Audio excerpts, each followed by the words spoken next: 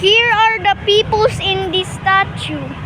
First is the general that ordered the 8 Filipino soldiers to kill him, and that guy with the sword also ordered these soldiers to kill him, and also that only that.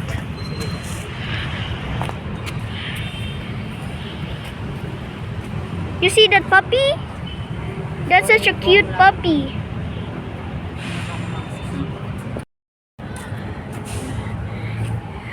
In this statue, these two guards are taking Jose Rizal to the execution place right over there and shot him. You will hold it and I will drink. And that statue over there, you see?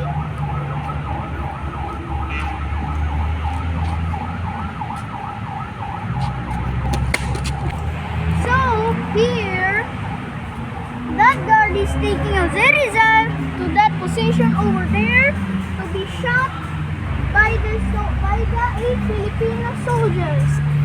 The cause of his execution is because he wrote his novels El Filibusterismo and No Limitang Here, which teach Filipinos the bad deeds of the Spaniards.